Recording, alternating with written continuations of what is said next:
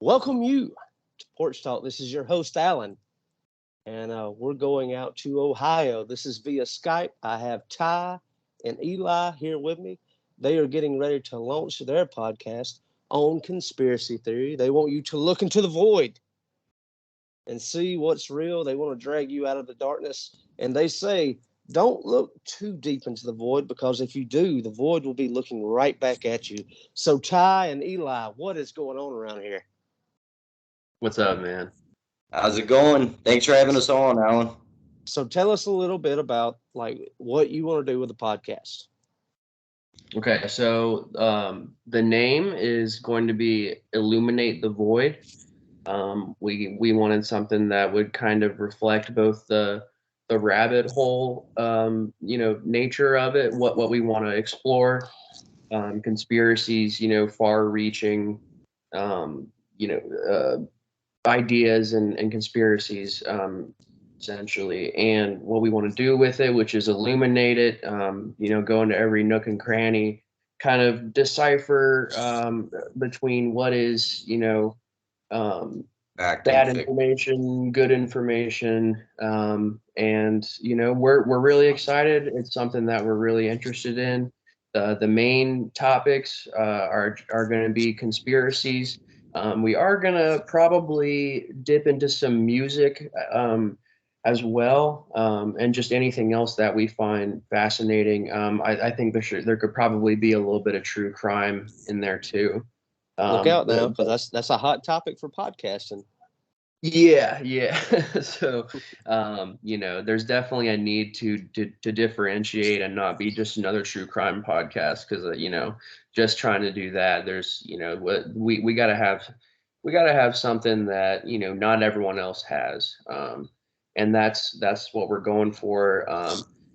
Me and Ty decided to start a podcast around conspiracies for a couple of reasons. One of them is that we have really good conversation around conspiracies. We're both into them, but we also don't exactly see eye to eye on everything. We almost always find some points of contention on each subject that we end up researching. And so we thought, after having these conversations for as long as we have, we kind of realized it would be good for a podcast format to go back and forth, go through information. We're both real big into rational thought. We're both real big Logical into guys. Yes. yes. Yeah, and that's the thing about it. And I don't want to take anything away from you introducing what you Oh no, what yeah, what you're doing is there are most certainly two types of people, and there's logical and emotional. And so anytime we have like the Texas shooting break out, we have everyone who is emotional, they yes, immediately jump out of the gate. And then correct, people who are logical, they wait for fact. yes, And so yeah. it's really good to be logical, but it's also good to have those emotional people because we need them. We need each other because if it was all logical, it would be all binary. It would be ones and zeros.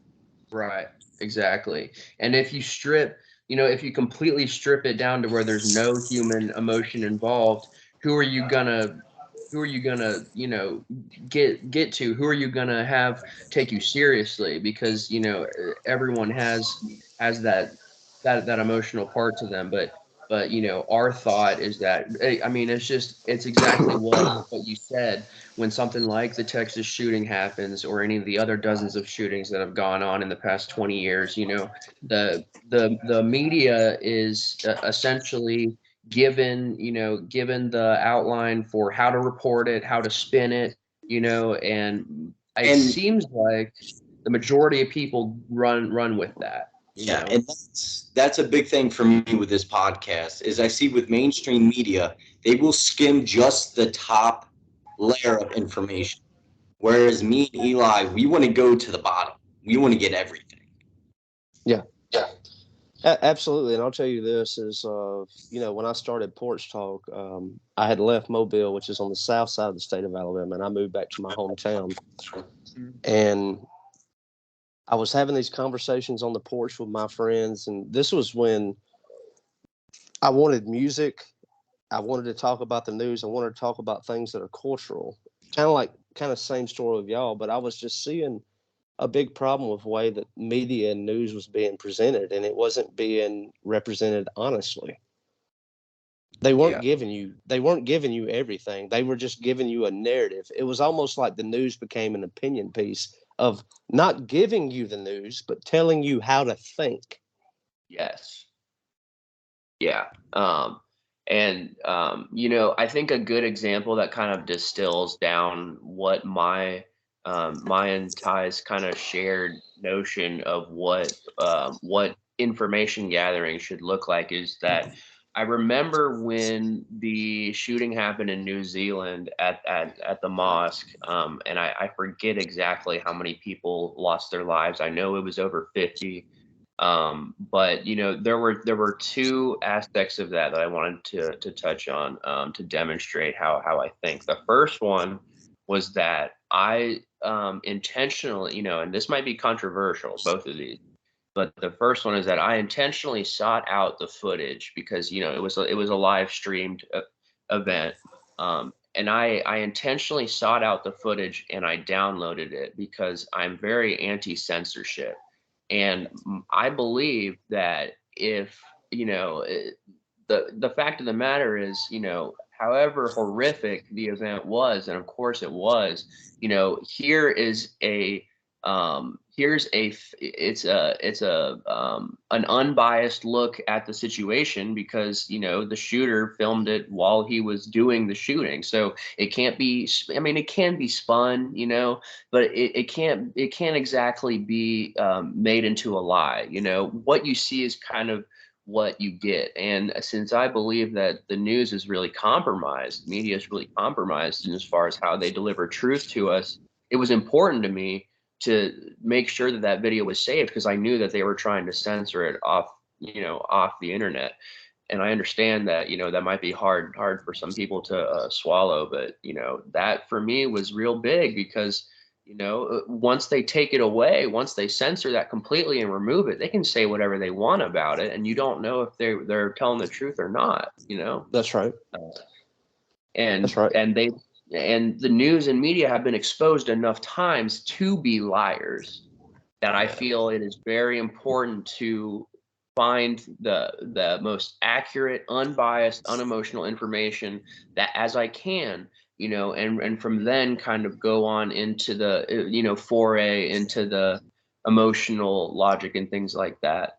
And the other thing about the New Zealand shooting I wanted to touch on was that the big thing around it at the time was that don't say his name and don't share his manifesto, and don't talk about how he had all these memes printed on the side of his gun, subscribe to PewDiePie, shit like that. Well, to me that seems really relevant. How could this guy who seemingly is treating this event like it's a video game or something to just laugh and joke about, because his gun was completely covered in topical memes of the Right. time. Of course he live streamed the event, and for me, I feel like it's important to try, at least to try my best to figure out why he did that, because uh, um how are we ever going to stop people like this if we don't understand anything about how they think or how they believe?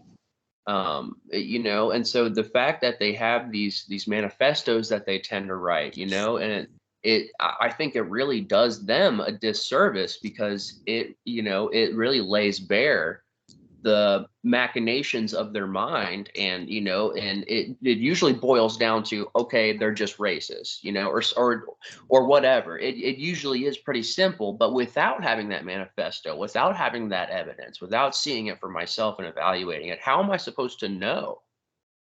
Yeah, because I mean, you're literally taking the media for their word. And Yeah. the unique thing about the media in the United States, apart from other countries in the world, was it wasn't state propaganda until recently.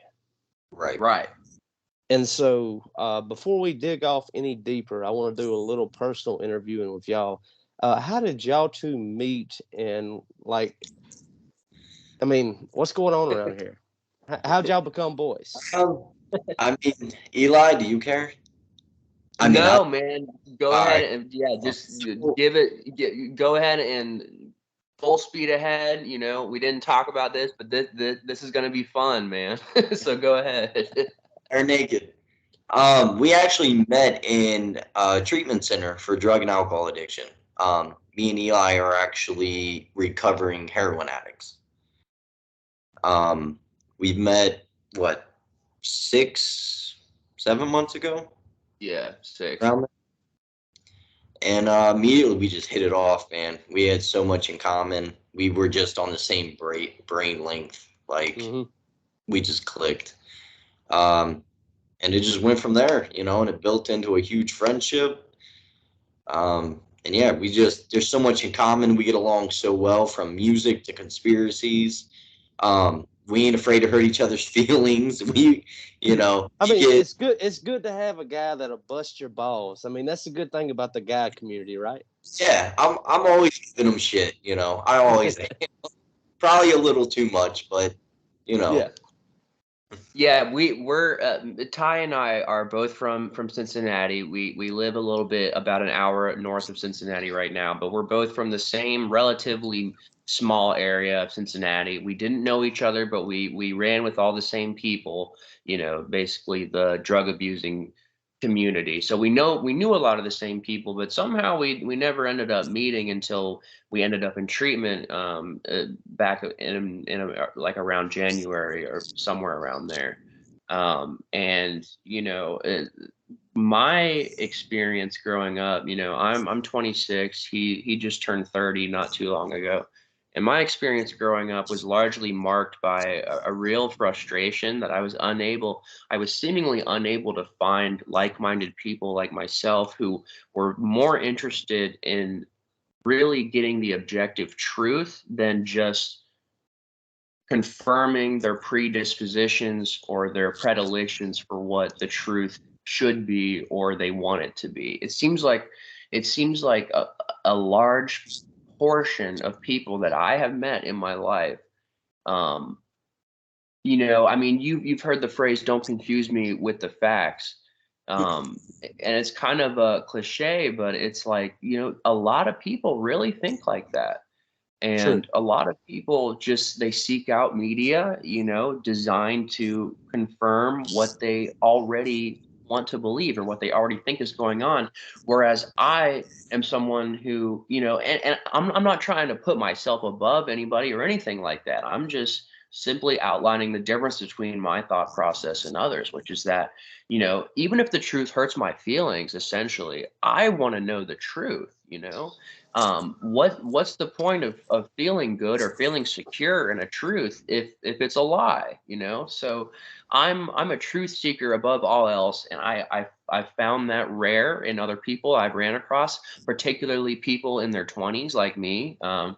And Ty was someone who was exactly the same as me in that regard. Now, the information we run across, a lot of the times we look into it differently, we comprehend it differently, we draw different conclusions, but that's some of the fun of discourse, is that whole experience. But the main part of it for me is that we're both searching for the truth, and so everything is in service to that. Right on. Anything you'd like to add to that? no, he summed it up perfectly, pretty much. So, And so let me ask you this, is because like with all the mass shootings that we've had going on in the United States, if you take Buffalo or if you go to Texas right now, is I don't believe that we are addressing the problem.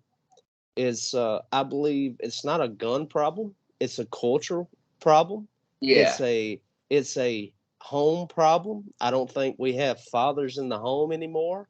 yeah. I don't think that we have father figures. And so when you learn the backstory of the shooter, he should have been in an asylum somewhere. Right, right. uh, He and shouldn't be taking part in the public. no, and I had read somewhere too that the three most deadliest shootings in U.S. history occurred where the shooter was taking Prozac or Zoloft. So Yes. The biggest issue is mental health, which gets Yes. a lot in this country. It has such a stigma around it. Eli? We are not taking care of the young men in our country. No, we're Like not. we are not. We don't have enough role models. They are being left out in the cold, and then with everything going on in the culture today, and you see all this, it goes all the way back to Aurora, Colorado, back when the Joker film was showing, and you had that wildcat jump in there and do all that. It goes back further than that. We are failing our American families at home. Absolutely, yeah. Yeah, so for me, and I'm just going to speak about the shootings kind of in a generalized sense rather than any one specifically, but I'm talking about like basically from Columbine forward, right? So from the 90s forward, for the first thing I want to say is that it's a multifaceted issue, and again, that's something that media tends to do is distill it down to one thing. Oh, it's just about Second Amendment rights. Oh, it's just about mental health, whatever. When really all of it realistically plays into it, to a degree. I would say the lesser problem is the problem of accessibility to guns. I think I'm generally pro Second Amendment. I believe that if you're an adult and you're mentally sound, you should be able to have a gun in this country. I think where the issue comes up there is that somehow these guys keep failing these fucking background checks or whatever it is. They keep failing these fail safes. The fail Most safes are of these not people are already on an FBI watch list, though. right. Which Yeah. that's So what go ahead. So we have these fancy fail safes that are put in place that theoretically should stop anybody who like Nicholas Cruz, who is just a total wacko. Theoretically it shouldn't be a problem to say no, you can't buy a fucking gun. But here it is, and it keeps happening over and over and over. And this is the only country where it happens as often as it does. I mean, there's That's not true. It goes, and like this is something statistically that we don't like to talk about. Oh, El okay. Salvador. Oh, It happens more rapidly there. It also happens more rapidly in other third world countries that the United States doesn't like to compare itself to for that reason. I can see that. I can see that. Now, to be clear, when I'm talking about mass shootings, I'm talking about however however it's generally defined, and if it's I forget what the actual definition is, but it's like It's plus 4. Right. So +4, correct. So if you're going by that definition, I know there's at least in the past couple of years there's been at least one for every day of the year. I don't know if that how that compares to El Just go to Salvador. Chicago on the weekend. Right. Yeah. Yeah, Yeah. much. Yeah. But Or still. but Yeah. again, the media doesn't latch on to those because that's It doesn't largely fit their narrative. No. right. That's largely, and a lot of it is based in poverty-stricken, predominantly African American neighborhoods, and you It's see, gangs. yeah, It's gang violence. right, which I guess isn't worth reporting on or something, but I guess the only other I didn't know that about El Salvador though, so that's interesting.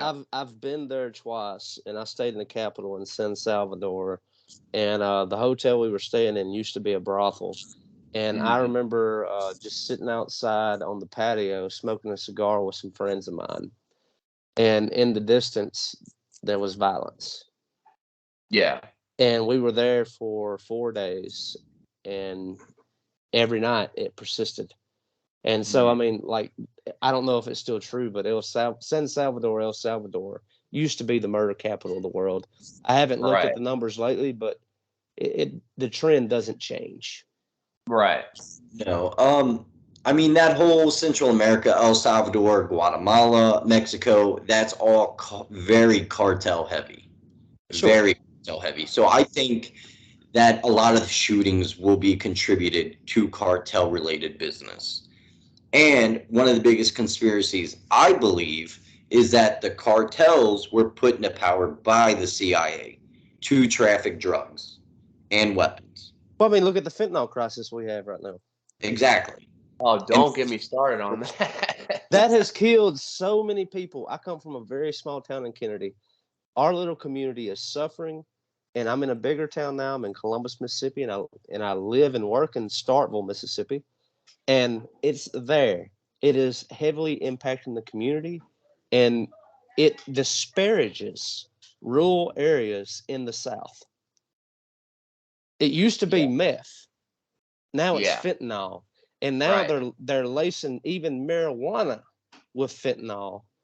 And like, I know a lot of got crack, cocaine, all that. It's being laced with fentanyl. It's killing. Yeah. It's killing them. well, I Yeah. mean, now with that, I don't think dealers are intentionally lacing them with fentanyl. I think it comes from cross contamination. Because if they're dealing in fentanyl, chances are they're dealing in cocaine, marijuana, other drugs. And I'm just going to tell you, they're probably not changing drugs after they're doing a batch before they do another. Fair. Um, because I don't see the benefit to them killing off their customer base. That's just me. That's fair. That's fair. Yeah, it's largely based off of, sloppiness, using the same scale to sell crack, to sell meth, to sell fentanyl, and people who don't use opioids like at all, really almost any amount of fentanyl is enough to kill them, So even if it's just a slight amount of residue, there have been cases of paramedics and police officers overdosing from touching it, so if you have someone who is going to smoke meth or smoke some crack, and the scale was contaminated with fentanyl before that, which I can tell you, most dealers, I've known, hundreds of them, and I've been one myself, and generally there's no, you don't really put in the effort to, clean the scale off real nicely with, uh, like Windex or something. You know what I mean?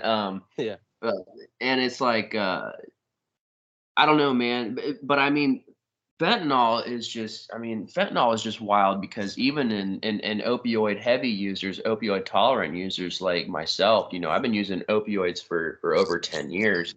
And fentanyl has caused me to overdose 6 times. It's also killed my last two girlfriends. It killed my ex girlfriend Haley, who was 21, and then after that, it killed my ex girlfriend Caitlin, who was 18 at the time. And so, it's getting closer and closer to home. For a long time, I was in the drug communities for a long time, so of course, I heard of tangential, deaths that were, just people that I knew, or a friend of a friend. But it's gotten to the point where if you are a drug user, in at least in Ohio, I can tell you for a fact, there is not anyone in Ohio who hasn't been addicted to opioids, or who hasn't been addicted to meth, or who has, and has not known someone personally to die of an overdose. I mean, we all have now. It's an absolute epidemic up here, Yeah. and I can't speak for Alabama, so I am curious to hear. Up here, we're getting reports of a synthetic opioid that's being put in fentanyl. They're calling it Frankenstein, and it's, what did they say, 40 to 60 times more potent than fentanyl. It's Which here. Five, five, the five, It's five to here. 40, 5 to 40 times. it's absolutely crazy. Yeah. Yeah. Matter of fact, it was just about 2 or 3 weeks ago when I first started hearing about Frankenstein, and that actually came from friends of mine that I have in law enforcement, and so it is most certainly here. Absolutely. Yeah. Uh, Yeah. and I'm telling you, it's like, I'm sure our experience, even though I'm from Alabama in the South and y'all in Ohio, I believe our high school experience was exactly the same in that regard. With that was first exposure, whether For it sure. was being, out at the party and it was there, or you had a buddy who was an athlete who got hurt and you got to try some of his opioids. Oh yeah. Yeah, I mean that's really what you know, that's really what burns me the most up about this, man, is that that's how, you know, for me, just to stereotype myself a little bit, you know, I'm a younger white suburban kid, right? My family is, by no means is wealthy, but I lived in a nicer area of town. You know what I like. Uh, my point is I didn't grow up around gang violence. I didn't grow up around drug dealers. I didn't grow up with drug addicts for parents. You know, my parents aren't even divorced, for God's sake. My parents are still married, you know, that's rare enough. And Right. yet Yeah, it and yet is. and yet here I am over 10 years deep into a heroin addiction. It's like, how'd it happen? Well, I'll tell you how it happened. I was 16 years old. I got my wisdom teeth out and they prescribed me Norco, which is another brand of Vic Lortab Vicodin. or Yeah. Vicodin.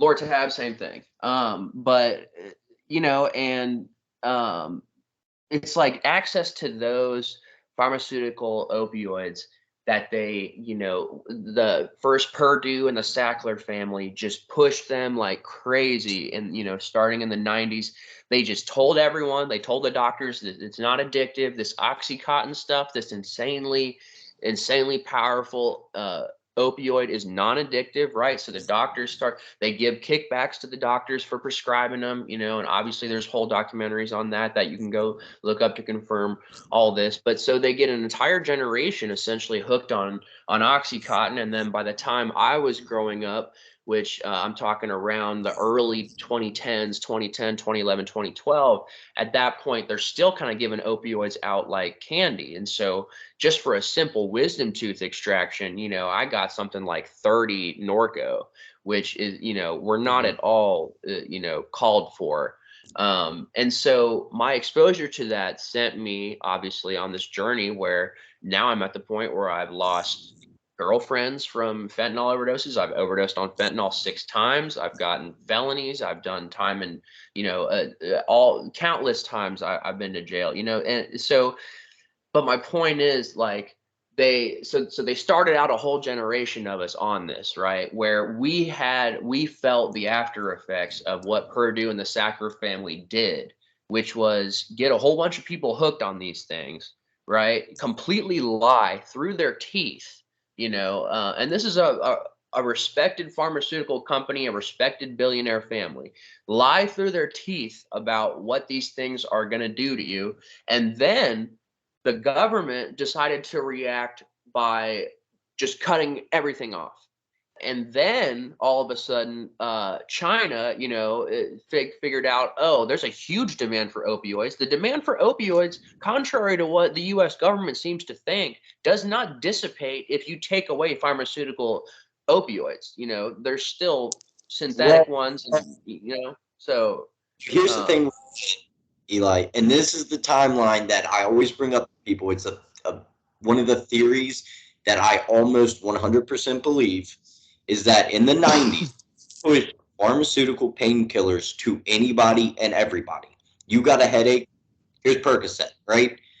All the way up into the early 2000s. Then we go to war in Iraq, right? And then all of a sudden we're at war with Afghanistan, and nobody could figure out really any reason why we were there. Next, reports are coming out that we're guarding poppy fields. which we Okay, were. it's a cash crop. Somehow that might make a little bit of sense. Immediately following that, there is a complete heroin epidemic in the United Yes. States. Correct. That's Yes. not Correct. a coincidence. That is Now, Yes. check this out. Is I don't know how much y'all pay attention. I don't know if y'all have brothers or sisters or just friends with kids now. And what we're dealing with now is we have an Adderall epidemic. yeah. We have people who are literally taking amphetamine, and everyone that is 18 years or younger is like, oh, he's got ADHD. Yeah, it's young boys Yeah. mainly too, and it's young boys are rowdy and rambunctious. That's just They're how you they're got. supposed to be. Yeah, Right. Yeah. Yeah. and they're You know. giving them a medication that is one molecule away from methamphetamine, and I don't think parents are even aware of that when they start giving it to their kids. I It mean, is we've all seen the meme, right, where you take like the mask off Adderall or Ritalin, and it's like methamphetamine. And it's like, let's just Yeah. put that back on. Yeah. Hey, Yeah. speaking of which, Alan, I don't know if if you were aware of this, but methamphetamine is actually still prescribed as an ADHD medication. It's called Desoxyn, DESOXYN, and it is literally like it's not amphetamine or dextroamphetamine salts like Adderall. It's not methylphenidate like Ritalin. It is methamphetamine. That is now granted, it's not used much anymore, obviously, especially because of the stigma against meth, but it is a pharmaceutical drug. Desoxyn is a pharmaceutical methamphetamine drug. Well, Diamorphine, they still heroin. have cocaine in Yeah, rare with nasal surgery. they That's still right. use fentanyl for anesthetic. Yeah. Oh, dude, I have a friend of mine. His father is in his late 60s, and he didn't understand this, but he has a fentanyl patch, and then they gave him a nasal inhaler in case he ODs. Oh my Yeah, God. Yep. Narcan, Oh, yes, naltrexone, and like Not naltrexone. he didn't understand, and so we were out at lunch one day, and he was like showing us the patch, and I was like, "Don't show a lot of people that." right. Yeah, Because if someone finds out that you have that, Oh they God. they'll will break into your house and they yeah, will rob you. that's Yes. right. And he was like, I don't understand the spray. Like, do I use it? I was like, if you use it, it's gonna kill the pain medication for your Yeah. cancer. And let me That is to be used like if you're in dire straits to and let me sober tell you you up. something interesting about that, Alan. If he needs that nasal inhaler, he'll never get the chance to use it. And I say this as someone who's overdosed 6 times. You don't have time to realize you're overdosing, man. You don't. I've done it Gosh. 6 times. I can tell you, there is no case of ODing that has ever happened to me or that I've ever seen happen to anyone else Like, oh, where let they me fix realize myself. Yeah. where they realized they were getting too high, that because that's what you would think if you're not a drug user or you're drug naive, is that, oh, I'll feel my breath start to slow down, I'll feel my heartbeat start to slow down, I'll start to feel really sleepy, Mm-mm. I'll know somehow something's wrong. No. Right. Again, it's happened to me. I've done it 6 times, man. You do not get the chance to save yourself. If there is no one around you, you will die. You will. You will not. The only reason for him to have that inhaler is so that hopefully whoever's Someone's with around. him is Right. right. That's the only way. I mean, so I hope they didn't explain to him how to use it on himself, because he's never going to get the opportunity to ever. Dude, they explained it so poorly. He thought he Right. used it for a pain additive, and I was like, no, Right. that'll kill the pain. Oh, Right. that'll put him into You'll be in withdrawal. pain. Yeah. That'll put Yeah. him in severe withdrawal. Yeah. Yeah. So yeah, I Um, mean, just the whole medical, pharmaceutical, all that Pharmaceuticals. it's Yeah. it's out of line Oh, altogether. It is outrageous, man. strict And regulation. they are making hand over fist. Yeah. Oh, yeah. Yeah. And then you got these SSRIs, and I'm on an SSRI. I'm on Zoloft. I've been on Zoloft for a long time. It's prescribed to me for anxiety and depression. It seems to help pretty well. But it was only a couple years ago that I started to realize how young most of these drugs are, man. Most of these drugs only started to get put out there in the 90s. So no one even knows what these do to you over multiple decades. No one. Now seeing the long-term effects coming Like, out is yeah, what's they don't bother checking that out first. It's like you are literally a statistic, Yes, in several different ways. In and you'll several, be ill reported. So I believe like what we're talking about right now is extremely important for the public to hear. yeah, yeah, because And thank you for being so open about it. well, yeah, sure, because I'm very passionate about it. I mean, Ty and I, our Ty and I's regular jobs, we both work at a treatment center. We're residential assistants at a treatment center, so that's our job. So we both care very deeply about, because it's such a tragic thing to happen, man. And the thing about statistics is that I'm just a number one, right? And the next guy over here, that's a number one, and the other guy over here, that's a number one. They both have stories that are just as long and just as detailed and just as emotional and just as significant as I do, but they're never going to get the chance to tell those stories because they either already died from an overdose, or they're in prison. I mean, it's so because we don't have universal health care like we should. So a lot of addicts struggle and are homeless because they can't get into treatment. They don't have health care available to them. Okay. Okay, one thing I'll say about that is one thing that it's more of a libertarian stance. If you haven't heard of it, it's called crowd health. It's now going in, like if you're homeless, you obviously won't be able, but you opt in with $500. Mm-hmm. Okay, and then anything under 2,000, you pay out of pocket. But anything over that is crowdfunded with everyone who is a member of Crowd Health. So there are libertarian minded groups in healthcare who are going outside of health insurance, who are trying to get healthcare to people. And there are doctors who are so sick of how the pharmaceutical and the drug companies are treating the way that they have to treat patients, because insurance and all that, it's all a drag. They're taking everyone for what it's worth. And so like I love Crowd Health. It's crowd funded, but like you can't be overweight, you can't be a smoker. Right.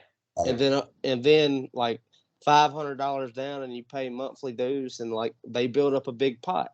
And let's just say you get diagnosed with cancer. Well, you're there, and so everyone in that group is going to pull together to pay for your bill. And that's called crowd health? It's called crowd health. Definitely. I mean, as far as that. Matter of fact, really let me pull it up right now. I'll give you some more information. Go ahead. No, all I was going to say was that really could only work with those exclusionary factors of, if you're a smoker or if you're overweight, because obviously, first of all, being a smoker or being overweight is some extent. It is crowd health. Crowd crowdhealth.org. Oh, okay. I mean, well, like for example, I'm a smoker, right? So for me to take advantage of a crowdsourcing site like that, when it's been proven, I know full well what the eventual complications of smoking are, that wouldn't really work, So I really appreciate the idea, and I like how they have, I mean, you can't just give it to anybody, because especially if you're crowdsourcing it, most people in that group are not rich, they're not wealthy. So it only works if it's not abused, That's right. So I mean, that just goes to everything. Like, I'm a smoker too, and I'm trying to quit. Like, I'm using the fume from Canada to help edge my cravings. Right. And it's like a steampunk, like little wood pipe that you hit. It's got like it just has like fibers in there that, like, I like menthol cigarettes, and so I have a little fiber in there. I hit it. It's called Conquer. If you go to Fume and look at their website, and you'll hit that, and it'll give you everything a menthol cigarette gives you. Wow, really? And it really does get it done, but like it's all natural. It doesn't have nicotine. It's nothing. Like when you inhale, you're not exhaling anything. There's nothing there. You're just getting like you have that hand motion because you got this steampunk little pipe. Yeah. And you can, like, when you go out to a party. Yeah, I mean it's fun. It's like you can twiddle it on your fingers or whatever, right? And everybody's like, "Oh, what is that?" And it's like, I'm trying to quit smoking, Yeah. Yeah. Well, I mean, and that's a lot more glamorous than nicotine gum or nicotine patches, man. Well, I mean, I think those nicotine gum and nicotine patches are actually more damaging. And what I've found from like just people I know who've done them, it's actually done a whole lot more harm than good. Oh, really? Like it In exposes what way? too much nicotine. Yeah. Right. And then they went back to cigarettes and like they were smoking twice as much. Yeah, Yeah. because your body gets used to that high amount of nicotine. Yeah. And then they started smoking with that patch on because they were trying to get some kind of a new high. Right. I've tried both the gum and the patches, and they both failed for the same reasons, and that is that one, there's no there's some kind of an oral fixation as Freud described it, when it comes to smoking a cigarette, putting it in your mouth, taking a drag, putting it away. The patch and the gum don't do that. The gum theoretically does that, but it doesn't for me, so it failed in that aspect. And then the other aspect, that's half of the battle is just the movement and the ritual of smoking a cigarette, not the actual nicotine itself. Of course, that's a big part of it, but like you said, It's the you ritual, get, it's the hand motions. yeah, yeah. To step away from the world for 3 to 4 minutes, smoking the ritual, and just getting away from everything. I think Yeah. that I am most addicted to. Especially because so many jobs that you can only go on a break if you're a smoker, Yeah. That's true. That's true. which is nuts. It's nuts, man. So Guys, I'll hit anyway, I'll hit a level with y'all. I don't care if we hit a conspiracy. I think we just I think we just did a good thing. Yeah, we just went on a tangent there, but well, yeah.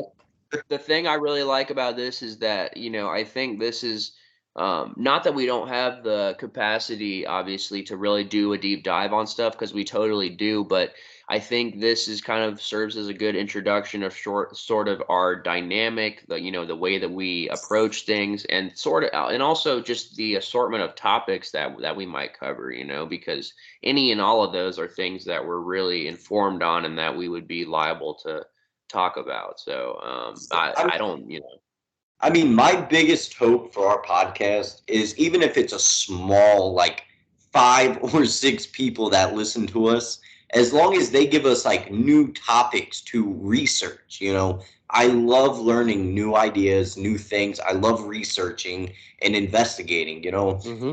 mind going over topics and ideas I already know about, but I really enjoy finding new things. Oh, I'm and gonna tell you even this is like, dude. I'm telling you, like, Porch Talk is gonna be 4 years old in August, and oh wow, I love our audience because like they send me articles, they send me parodies, they send me music videos, they send me yeah, they send me songs to make fun of me. I mean, right, I love it. It's a great audience, right? But like yeah, they really keep you on your toes, and so sure, man, the audience is really where it's at. But Right. yeah, like, I don't really sense a need to go any further. I would just want to invite y'all on again so we can actually yeah, talk about what we plan to talk about. sure, yeah, yeah, But I want to walk this thing out of the door, and I have 3 questions. awesome. So, question number 1 is, tell everyone in the audience where they can find y'all. Social media, whether you plug the podcast on Twitter, or what does that look like? Twitter. And there's a YouTube channel. We have a YouTube channel. We just put them up about a week and a half ago. Our Twitter handle is Duo of the Void. And that's basically at this moment our main platform that you can reach us at.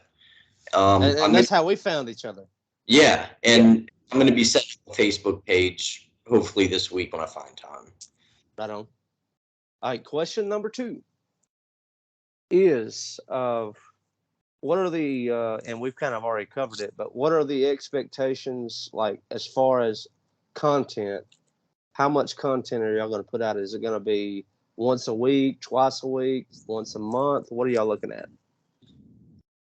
We've um, kind of discussed possibly doing 2 a week, work permitting, but it's definitely for sure at least one. we And are Eli, starting at once per week, correct? Yeah.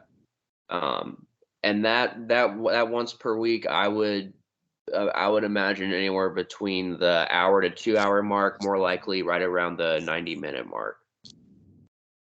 And number 3 is what was your favorite part about this interview?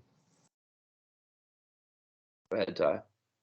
I would say honestly, getting to know you more, being able to reach out, to somebody who is 3 or 4 states away, someone we have similarities with, the same interests, just being able to chit chat, shoot the breeze, and just, enjoy an hour of our time. Get a break from the whole crazy world that's going on right now, you know? I don't, Yeah, guys. I think, and just for me, I think probably my favorite aspect of it was, for one thing, really just the start of what I think is going to be a really rich relationship. I really enjoy talking with you, Alan, and really just talking about anything. We were able to go back and forth on several topics. It's always real satisfying just to find someone that you can conversate with like that. That's right. And then the other thing that I really liked was that I've never actually had the experience of putting out content or having a presence on social media, and so this kind of gave me a feel for what it's like to be speaking to an audience, and what I can improve on, what I can amplify, what I can minimize, how I can improve. So I think as far as that goes, it was very, very, very helpful. Well, guys, I anticipate having y'all on immediately. I'm talking like Tuesday next week or something like that. Yeah. And we'll actually get into the topics now that we all know each other. All We the would love boys that. and girls of Porch Talk know you now, so we can dig back in. This has been a great episode. And guys, you're welcome. Thank y'all so much. Thanks, Alan. Thank you. I appreciate it.